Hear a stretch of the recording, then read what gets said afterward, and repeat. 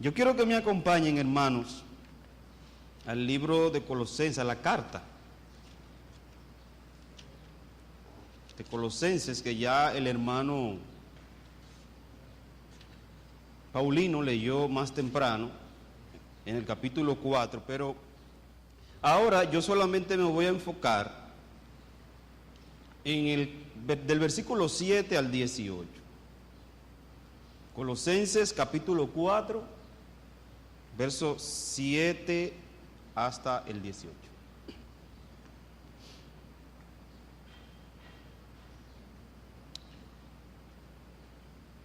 Tiene un subtítulo, salutaciones finales. Todo lo que a mí se refiere os lo hará saber Tíquico, amado hermano y fiel ministro y consiervo en el Señor, el cual he enviado a vosotros para esto mismo, para que conozca lo que a vosotros se refiere y conforte vuestros corazones. Con Onésimo, amado y fiel hermano, que es uno de vosotros, todo lo que acá pasa os lo harán saber. Aristarco, mi compañero de prisiones, os saluda, y Marcos, el sobrino de Bernabé, acerca del cual habéis recibido mandamientos, si fuere a vosotros, recibidle. Y Jesús, llamado Justo, que son los únicos de la circuncisión, que me ayudan en el reino de Dios y han sido para mí un consuelo. Os saluda Epafras, el cual es uno de vosotros, siervo de Cristo, siempre rogando encarecidamente por vosotros en sus oraciones para que estéis firmes, perfectos y completos en todo lo que Dios quiere. Porque de él doy testimonio de que tiene gran solicitud por vosotros y por los que están en la Odisea y los que están en Hierápolis. Os saluda a Lucas, el médico amado, y Demas. Saludad a los hermanos que están en la Odisea, y a Ninfas, y a la iglesia que está en su casa. Cuando esta carta haya sido leída entre vosotros, haced que también se lea en la iglesia de la Odicenses, y que la de la Odicense la leáis también vosotros. Decid a Arquipo, mira que me cumplas el ministerio que recibiste en el Señor. La salutación de mi propia mano, de Pablo. Acordaos de mis prisiones. La gracia sea con vosotros. Amén. Oremos. Dios de justicia, Dios de bondad y Dios de misericordia, a ti venimos clamando, Señor, en esta mañana para que tú, Señor, hables a la iglesia Fundamento Bíblico en esta mañana. Señor, yo quiero ser usado por ti sinceramente para que los hermanos que están aquí presentes, que son tu iglesia, reciban tu palabra. Que no haya de mí ninguna cosa, sino que seas tú, Señor, el que habla a nuestros corazones en esta mañana y utilices con gran poder tu palabra como sabes hacerlo. Bendíceme y fortaléceme, Señor, en esta hora y abre los oídos y que estemos atentos y que nada nos distraiga y nada quite, Señor, que podamos aprender de tu palabra. Te lo rogamos en Jesucristo. Amén. Una de las marcas distintivas de esta época es la que nos ha tocado vivir, es la obsesión por las celebridades. Nosotros, o especialmente el mundo, vive muy pendiente a las personalidades, a las personalidades del cine, de la música popular, del deporte, de la moda. Mucha gente quiere saber y estar atento de lo que hacen los famosos. Hay hasta programa para hablar de lo que están haciendo y qué está pasando en la vida de los famosos. Los lugares que visita, la ropa que usan, quién ahora anda con quién se separó de quién. Es toda una obsesión que tiene el mundo con los famosos. Y esto ha creado un enorme mercado de consumo. Muchos utilizan eso para sacar provecho. Y lamentablemente la Iglesia de Cristo no es inmune a crearse sus propias celebridades. Podríamos llegar a pensar que aquella madre cristiana que casi nadie conoce fuera del círculo de su familia o de sus hermanos en la fe, que está luchando a brazo partido en dependencia del Señor para criar a sus hijos para Dios, o aquel pastor de una iglesia rural que solo tiene 20 miembros y que nunca será invitado a una iglesia grande a predicar.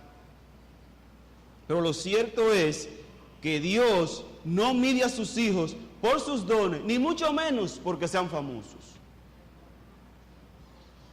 De hecho, hermanos, Dios ha determinado valerse de gente débil, porque al final de cuentas la gloria, el poder y la alabanza son de Él y no para nosotros.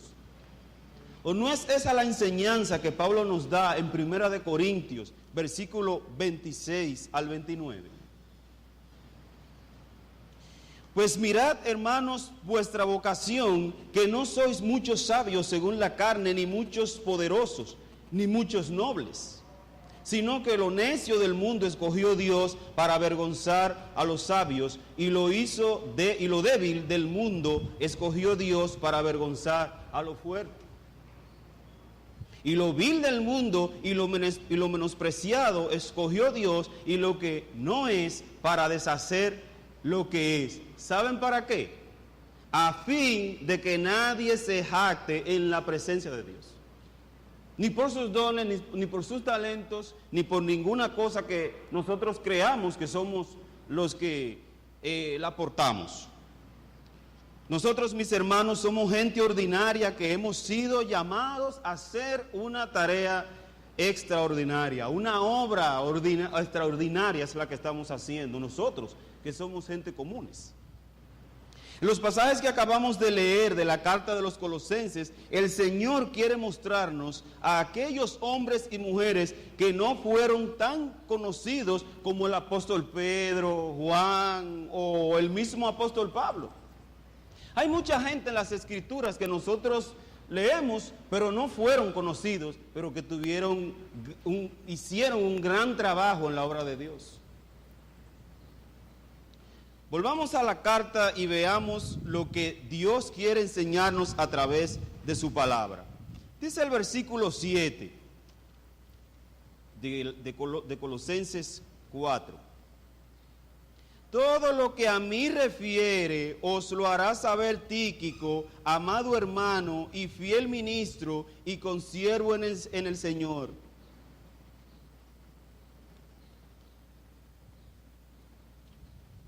Vamos a leerlo hasta el 8. El cual he enviado a vosotros para esto mismo, para que conozca lo que a vosotros se refiere y conforte vuestros corazones. Como ustedes sabrán, en los tiempos de Pablo no existía un servicio de correo como el que nosotros tenemos hoy día. Eso no existía. El papel era escaso. O sea, no había mucho papel para gastar como nosotros, que tiramos copias, se nos daña y la botamos, y hacemos otra porque compramos resmas de papel en cualquier tienda. No había eso. Así que enviar una carta, y más una carta inspirada por un apóstol, eso era un tesoro. Un tesoro importante para la iglesia de Cristo. Así que Pablo decide enviar desde su encarcelamiento en Roma a la iglesia en Colosas a Tíquico y a Onésimo, usándolos como correo para que llevaran la carta a los colosenses, y es muy probable que ellos también llevaran consigo la carta a los Efesios y la carta a Filemón.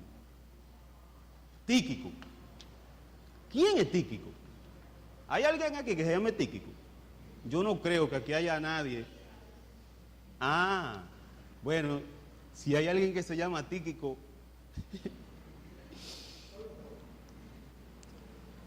¿quién es Tíquico? Que aparece aquí en una carta inspirada por el Espíritu Santo.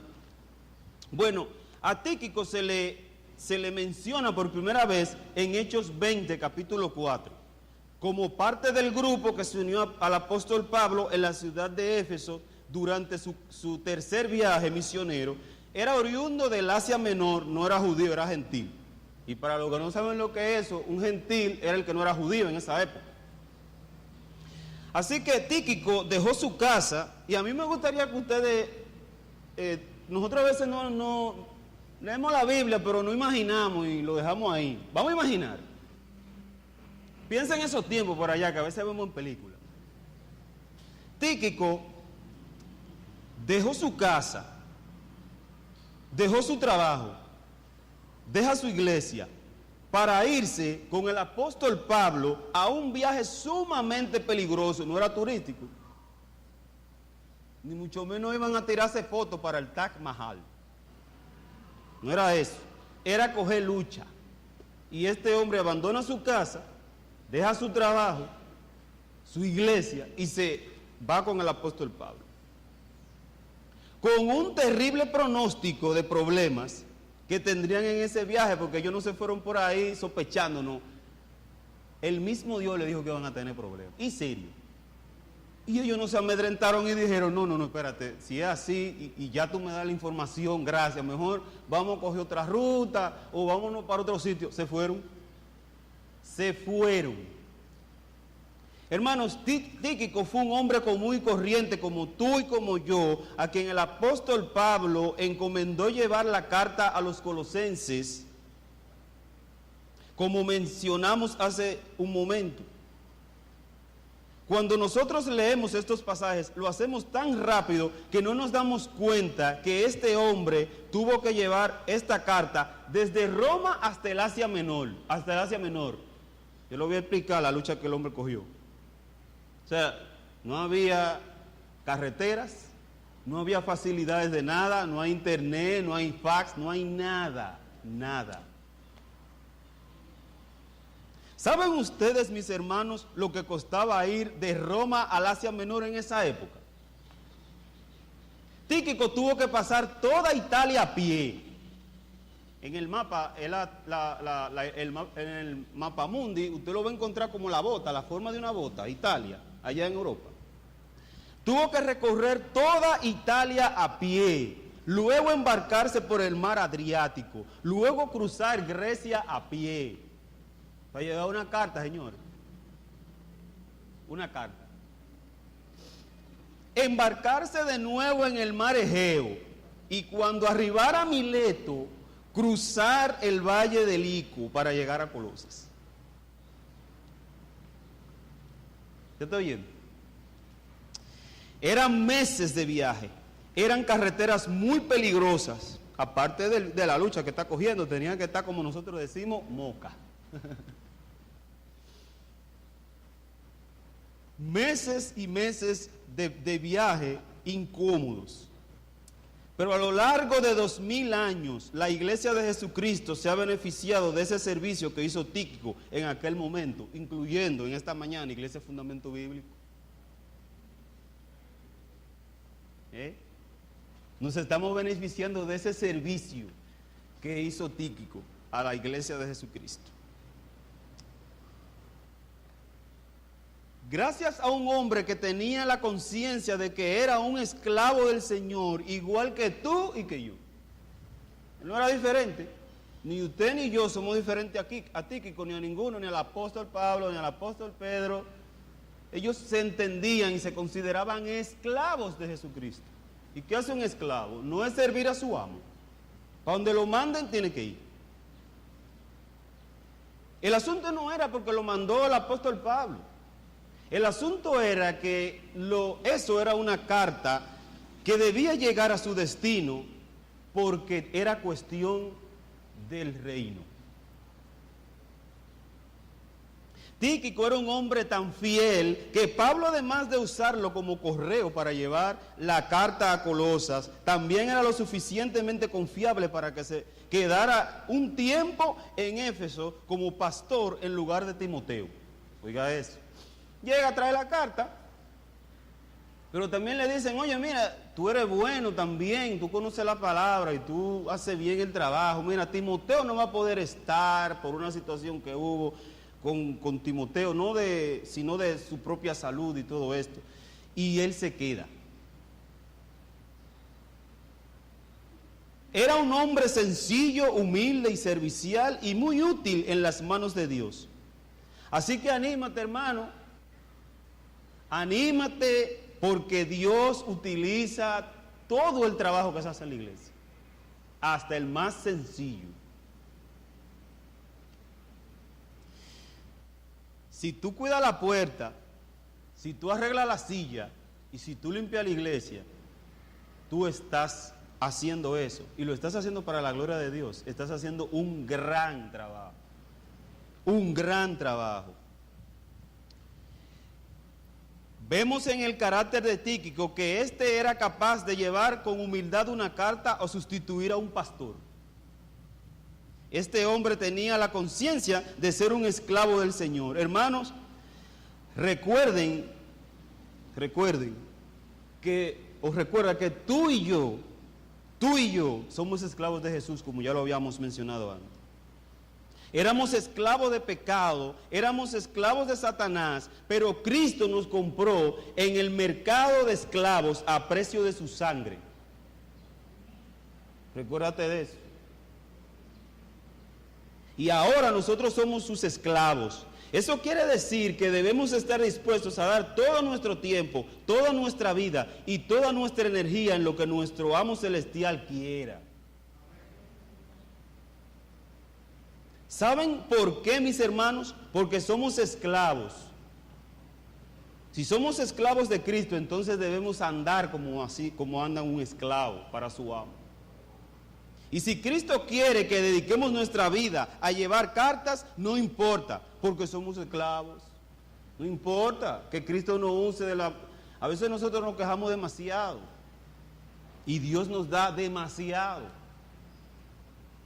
La iglesia del primer siglo no tenía ni sombra de lo que tiene la iglesia de hoy. Hoy nosotros tenemos internet, tenemos la Biblia, pero mire que estaba llevando la carta, no había una Biblia para leer. No había Biblias para leer. Y a veces tenemos la Biblia arrumbada. Y hoy la lucha de llevar una carta que hoy son, mire, ¿cuántas paginitas tenés? Mire,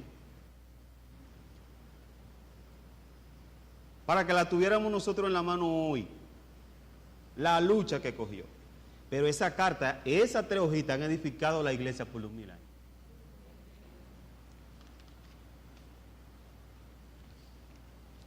Pero impactaron, la iglesia del primer siglo impactó de tal manera que su generación, al final del primer siglo, se calcula que tenía un 10% de cristianos en el Imperio Romano. ¿Te estoy oyendo eso? Ese chin de gente hizo que el 10% del Imperio Romano al final del siglo en el Imperio Romano fuera cristiano. 10%. Hoy nosotros somos como 7,000 y pico de millones de gente en la tierra. Y yo oigo aquí un dato que no sé si es cierto, que dice que nosotros somos 20% los cristianos. El 20% de los creyentes de aquí, de República Dominicana, que tenemos 10 puntos y pico de millones de gente, 10.5, no sé, 10.6 por ahí. Si el dato. No estoy preguntando a la Brigada Social allá, pero me confirman.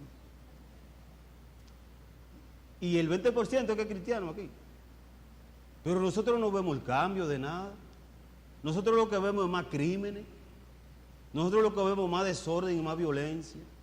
¿Qué está pasando? ¿Por qué tan poca gente impactó a un mundo donde era menos gente que nosotros? Menos gente. Debemos hacernos una pregunta nosotros.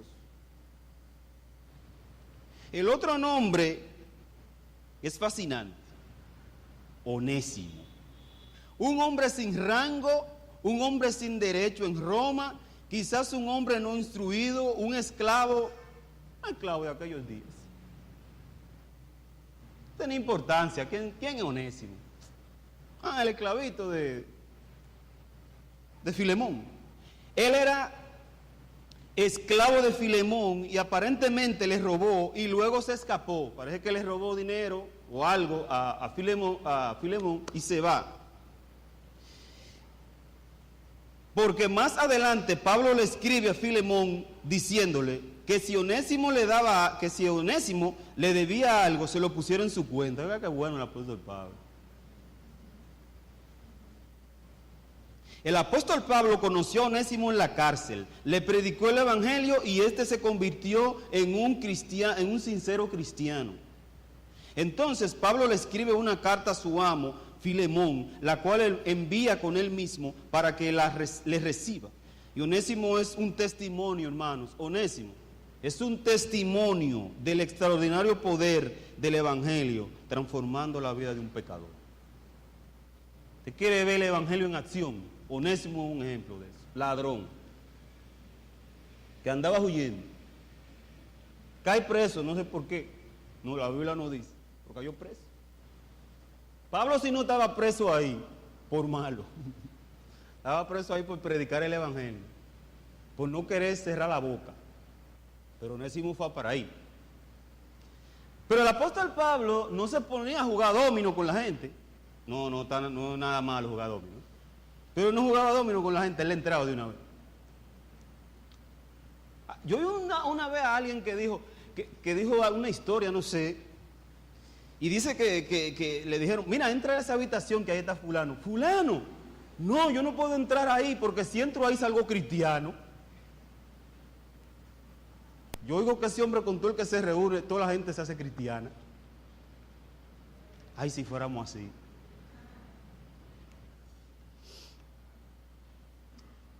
Si el evangelio tiene poder para transformar hasta el más ruin y cruel de los pecadores, ¿por qué? Porque no me avergüenzo del evangelio, porque es poder de Dios para salvación a todo aquel que cree, dice el apóstol Pablo allá en Romanos 1:16. Otros de los mencionados aquí son Aristarco, de quien no sabemos mucho, pero que se unió a Pablo en Éfeso junto con Tíquico. Y dice el apóstol que era su compañero de prisiones, o sea, estaba ahí con él preso. Hermano, y no vayan a pensar que la cárcel de esa época eran cárceles cómodas. Oí a alguien mencionar, creo que fue el pastor Sugel, que él estuvo por ahí y que eso es horrible, o sea, oscuro, pero unos calabozos que, mire, eso era para morirse ahí. A uno de nosotros lo ponen ahí y a las 24 horas está molito ya. Así eran las cárceles. Pero a quien quiero que le veamos más de cerca es a Juan Marcos, primo de Bernabé, el mismo que escribió el evangelio que lleva su nombre. Marcos fue el causante de que Pablo y Bernabé se separaran, porque Marcos ya había fallado antes y Pablo dudaba de su fidelidad. Pablo estaba dudoso de que Marcos le fuera útil en la obra porque ya había fallado. Y le dice a Bernabé, vamos a llevar a ese muchacho. Y Bernabé dice, claro, porque él ya no es el mismo. Y Pablo dice, pues yo no lo quiero. Y Bernabé dice, pero yo sí. Y viene una discrepancia tal entre esos dos hombres que se dividen. Se dividieron, no, si tú te vas a llevar a Juan Marcos, yo lo siento, yo no puedo ir con él. Y Bernabé dijo, bueno, yo me lo llevo. Y se dividieron el apóstol Pablo y Bernabé desde ese momento. Y yo quiero que nosotros veamos algo aquí, que la Biblia no oculta esos detalles. Nos pone a mirar hombres de Dios que tienen diferencias en la Biblia. Hombres de Dios con diferencias. El Espíritu Santo no oculta eso, no, deje eso para que no vaya a causar problemas en la iglesia. No, lo menciona. La Biblia lo menciona.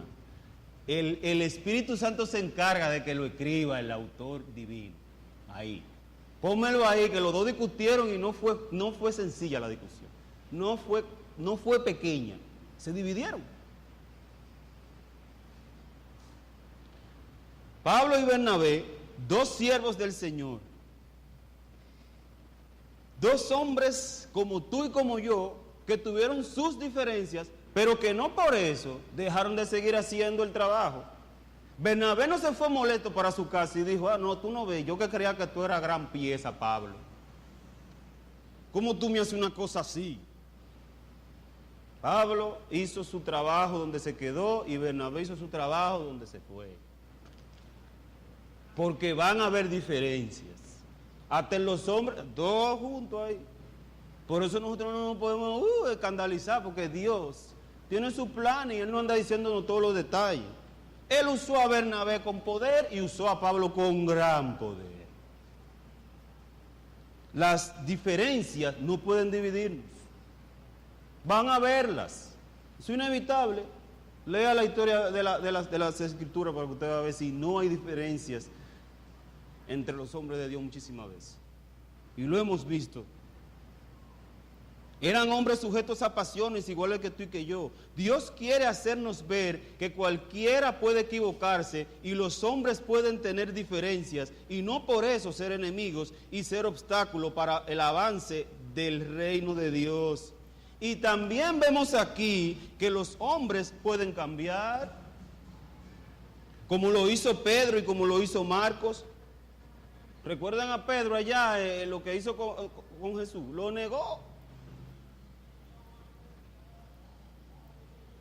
Bernabé era uno de esos hombres que cualquiera le gustaría tener como amigo. Él era el hijo de consolación. Él era de esos hombres que les gustaba consolar a los demás, darles ánimo.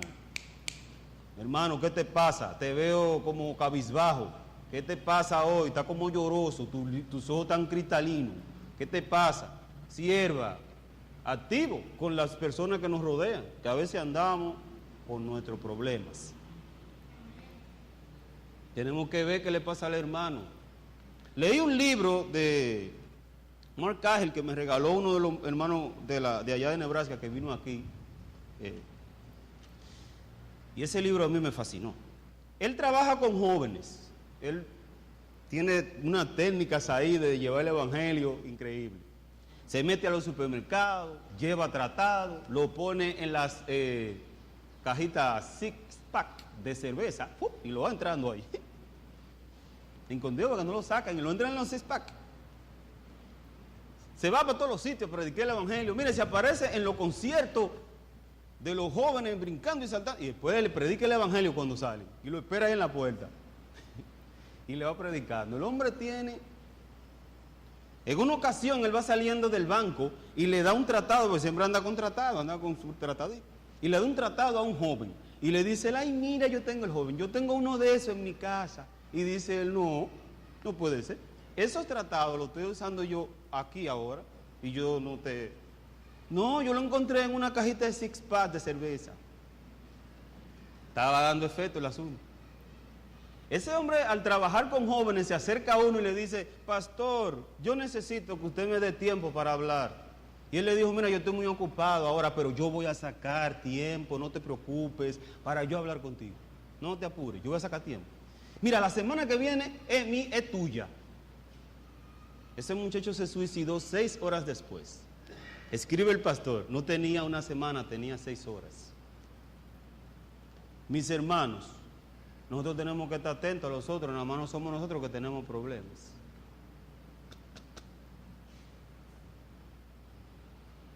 Marcos se fue con Bernabé y fue muy útil en las manos de Dios. Luego fue el secretario del apóstol Pedro quien lo recibió para guiarle con todo lo que él pudiera. Y yo no me imagino al apóstol Pablo diciendo que no fue así al apóstol Pedro. No, ese muchacho como que es medio fallido. Un muchacho ha fallado varias veces. Lo recibió porque Pedro era ejemplo de fallo y de restauración. Él mismo lo recibe. Pedro sabía lo que era fallar seriamente. Este apóstol era quien había negado a Jesús mismo. Pero este hombre fue restaurado. Que Marcos haya sido secretario de Pedro le fue muy útil, y estar tan cerca de un hombre como el apóstol Pedro le llevó a escribir el segundo evangelio. Estar con ese hombre ahí en contacto con Pedro y Pedro hablando. Pedro era en carne, uno que había estado con Jesús encarnado. Recuerden que Pablo no estaba con Jesús, con el Jesús encarnado. Él estaba, que él vio fue el Jesús glorificado. Pero Pedro era el hombre impetuoso que siempre salía adelante en todo. Hasta le mochó la oreja a uno, acuérdense. Un hombre impetuoso, el único de los discípulos que caminó en el agua. Señor, yo puedo caminar en el agua, y bajó, se estaba hundiendo después, pero el hombre estaba adelante en todo y negó a Jesús. Lo niega. Hermanos, hermanas, mi hermano, mi hermana, caíste, levántate. Tú caíste, levántate. Ponte en pie, levanta tus manos caídas y tus rodillas paralizadas. Gloria a Dios por el Salvador que tú y yo tenemos. Él perdona, Él limpia, Él restaura. Ese es nuestro Salvador. Da pena que la iglesia de hoy se muestre tan implacable para quienes fallan. Y hermano, yo no quiero que me malinterprete con eso. Yo no estoy diciendo con eso que nosotros le demos rienda suelta al pecado impenitente, no es eso. Sino que ayudemos a restaurar al hermano caído. ¿O no fue eso lo que hizo Jesús? Y a veces nosotros queremos ser más que Dios. El infierno está abierto ahí para cualquiera que mete la pata. No es así. Cristo restaura. Y si Él es el Señor, ¿quién soy yo que a mí también me perdonaron? Y mucho mal. Mucho.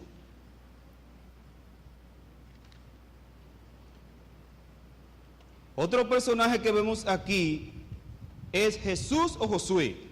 Ahorita cuando ustedes leíamos en la carta, no es Jesús, no es Jesús, uno que se llamaba Jesús, es un nombre común. Y también puede ser Josué, llamado justo, un hombre que, como dice Pablo, le era de mucho consuelo. ¡Ay! ¡Qué necesarios son los hombres así, las mujeres que consuelan!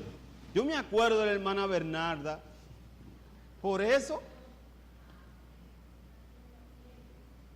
Pongo un ejemplo, hay muchos hermanos que son así, pero yo cuando llegué a esta iglesia, cuando tenía 16 años, esa hermana tiene un corazón para el consuelo, que mire, usted llega todo vuelto en etcétera, y cuando lo agarraba la Bernarda, usted estaba lavando así, porque ella tiene ese don. Procuremos eso, que a veces nosotros no somos tan dados a, ¿verdad? Pero dejemos de sentarnos y olvidarnos del mundo. Al visitante que llega, vamos a ver, tal vez a la primera vez que llegue y se vaya porque no le pusimos caso. Es iglesia. Pero si nosotros le damos amor, seguro vuelve, porque la gente está a falta de amor, o usted no.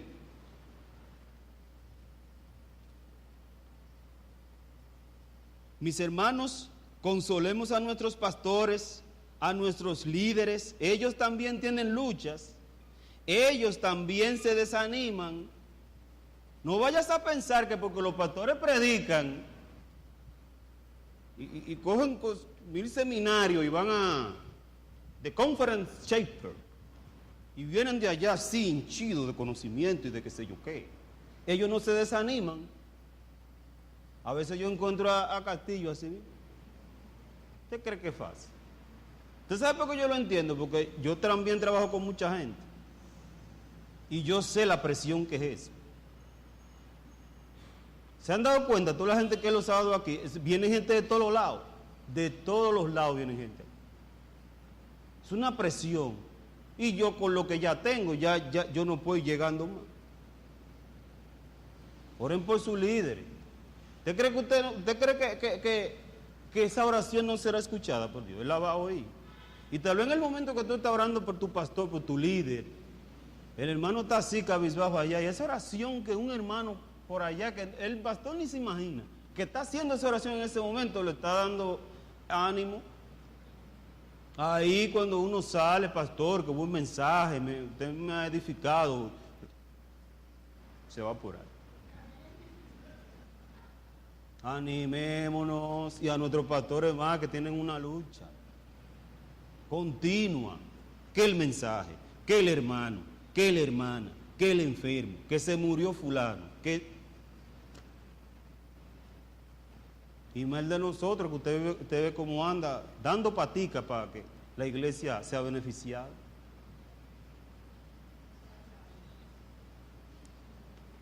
No seamos mezquinos, animemos. No, hermano, los pastores y líderes necesitan que su congregación les aliente, les anime, les ayude, que ellos sientan que no están solos, porque a veces yo me he sentido solo, con un reguero de gente, yo me he sentido solo, me voy por ahí, me siento, y yo me siento solo con un paquete de gente atrás de mí, y me siento solo.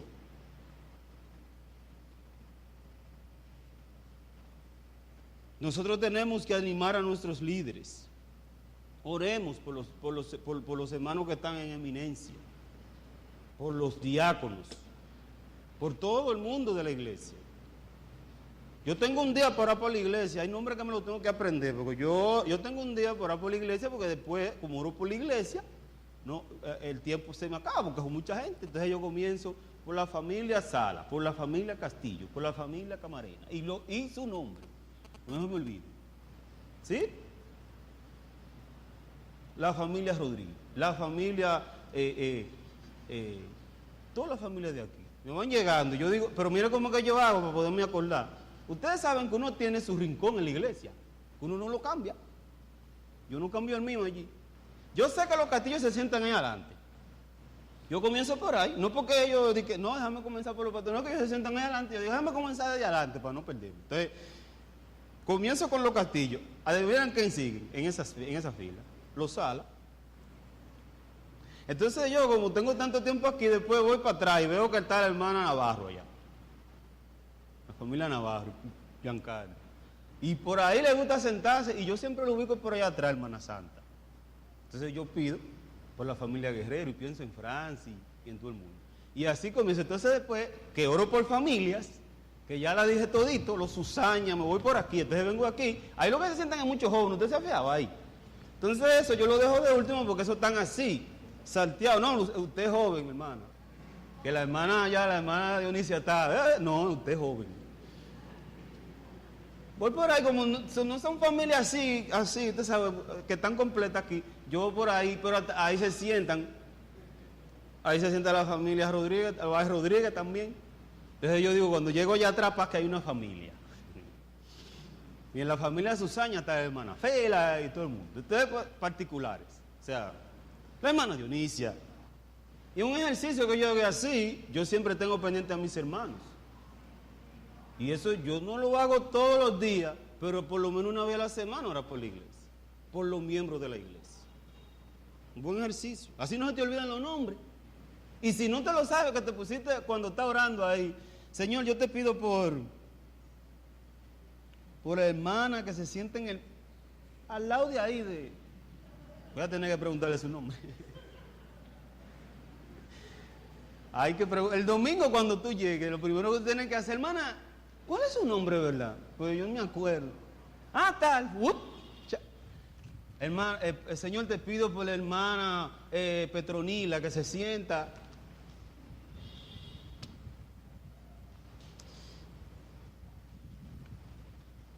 Otro personaje, y ya estamos terminando. Yo anoche, usted sabe, estos son unos cálculos que uno hace cuando va a predicar, porque aquí, usted sabe que 1 hora, 40 minutos, 45, y no se puede pasar, porque después los hermanos te hacen los cambios de luces.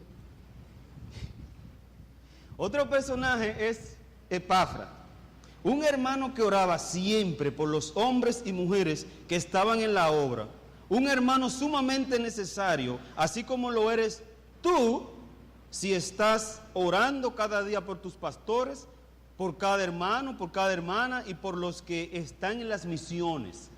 Señores, miren, César coge lucha, Cesarín, mira a Obed como dice, que sí, porque yo estaba ahí también. Obed sabe, y mirar, y toda esa gente que estaban allá, eso, miren, Señor, yo no sé cómo César hace tanta cosa. Yo muero ahí, a mí hay que recogerme. Yo le digo a Orfanjar, bueno, si ustedes no me mandan a otra gente, vamos a dejar eso, porque yo no puedo. Tanta cosa. Hay que orar por los hermanos que se pasan tanto trabajando, y todo eso es para servir y llevar el evangelio. Eso no es por ganarse los $3 que le dan. Eso es una lucha. Señores, miren, hay que estar apasionado de la misión porque es que lo que él hace, eso es el triple que le tienen que dar de lo que le dan. Móntese un día en esa guagua con César y con Obed, para que usted vea la lucha el día entero. Yo no sé cómo el varón tiene esa energía, yo no sé si él está, esto no es una propaganda, pero hay una vitamina muy buena, no la voy a decir porque la están transmitiendo por internet, pero parece que el varón se la bebe tempranito, porque yo no sinceramente, David que ha estado allá, ¿verdad, Luis David? Eso es una lucha. Oremos por esos hermanos. Y por último, otro de los personajes que encontramos aquí son Lucas, médico de cabecera del apóstol Pablo, autor del tercer evangelio y del libro de los Hechos, y además este último, Demas, estuvo con Pablo, acompañándole en muchas de sus travesías, pero que al final lo abandonó porque se dejó llevar por el brillo pasajero de este mundo. El hombre que andaba con Pablo ahí, esto no debe poner a abrir los ojos a nosotros, y bien abiertos. Hermanos, vigilemos nuestros corazones, usemos los medios de gracia que Dios nos dio. ¿Cuáles son esos medios? La oración, la lectura y la comunión, de la que hablaba ahorita el hermano Misael. Estamos en tratamiento, y si nosotros nos descuidamos, usted sabe que cuando uno está tomando un tratamiento, uno se le ve que está cogiendo cosas, pero de que uno lo descuida otra vez, se le ve que va para el suelo.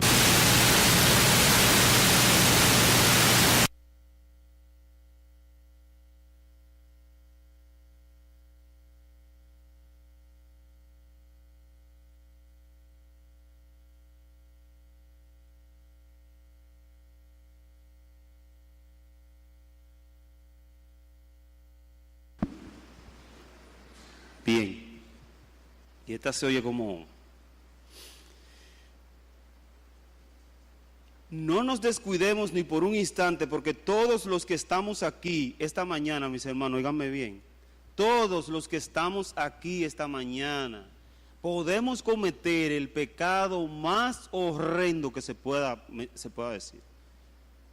Cualquiera de nosotros, aquí nadie es súper santo, recuerde a Pedro. Mire que el que está firme que no caiga. Tenemos que estar vigilantes. Yo leo mucha Biblia. Ajá. Pablo andaba con la Biblia, el apóstol Pedro andaba con la Biblia caminando y pecó gravemente. Eso no se trata de, no, yo estudio mucha teología, eso a mí, ¿qué? Vigilemos nuestros corazones. Ninguno se escapa de las garras de Satanás y sus maquinaciones. Nadie. Hermano, hermana, ¿qué estás haciendo para Cristo? ¿Evangelizas? ¿Oras por la iglesia? ¿Animas al que no tiene fuerzas? ¿Socorres al necesitado? No porque el hermano te dijo, mira, fulana está pasando por una situación, el hermano tal, porque tú lo ves, que tú te fijas, que tú te detienes un ratico en la iglesia a ver al hermano que está en una necesidad. Usas tus dones y tus talentos para la gloria de Dios. Barres la iglesia. Ordenas las sillas para que la iglesia de Cristo se vea ordenada. No para que no es que él ordena la silla, no. Es que si la iglesia está bonita, hasta lo más sencillo que hagas para la gloria de Dios será recordado. Y Dios sabe recompensar bastante bien, hermanos. Él no se olvida de nada de lo que tú estás haciendo, de nada. De la visita que le hace a la hermana o al hermano, que tú no le dijiste a nadie que iba para allá, pero que fuiste de consuelo cuando llegaste porque el hermano estaba pasando una situación y tú ni lo sabías, pero Dios mueve a sus hijos y hace su voluntad como Él quiere. Él no le da dato a nadie. Y tú, mi amigo, que estás aquí sentado esta mañana, que tal vez has escuchado una y otra vez el dulce llamado que Cristo te ha hecho una y otra vez, por meses, por años. No sigas ignorando a Jesús, no lo sigas ignorando. Deja que Él sea tu Salvador hoy y no tu juez mañana. Permite que Cristo sea tu Salvador hoy y no tu juez mañana. El mismo Cristo que hoy salva es el que mañana va a condenar a muchos. El mismo Cristo de amor es el mismo juez que va a mandar a mucha gente al infierno. El Cristo que te ofrece salvación gratuita hoy es el mismo Cristo que te va a condenar al infierno el día que regrese en su manifestación y en su reino. Si continúas siendo indiferente a su palabra, ven a Cristo. Tú que estás aquí, que no lo conoces, que tal vez has escuchado el Evangelio muchas veces, y lo has ignorado, hoy es el día. Tú no sabes cuándo será tu último aliento. ¿Cuándo dejará de correr la sangre por tu corazón y se detenga? Tal vez hoy sea el día que vengan por tu alma. Hoy. Pero también es la palabra, te mueve a la salvación por la fe en Cristo, pero también te condena. Que Dios tenga misericordia y pueda hacer en la vida de los que no conocen a Jesucristo, sus siervos. Y nosotros que hemos sido salvados por Él, porque ni siquiera se trata de que yo tomé la decisión. Fue Cristo que me buscó, ¿te acuerdas? Fue Cristo que te buscó. Porque así como ves a muchos renuentes de no venir, así éramos nosotros también. Y Cristo estuvo buscándonos, y luego nos encontró y nos trajo a la salvación. Esto es motivo de estar agradecidos y de velar por el alma de los que se pierden y no estar simplemente ahí perdiendo el tiempo diciendo que soy cristiano y con la Biblia aquí y para la iglesia voy y mi trabajo y mi universidad y qué yo hago en los días de la semana. Hermanos, si somos un 20%, entonces vamos a hacer la diferencia. Que Dios tenga misericordia. Vamos a orar.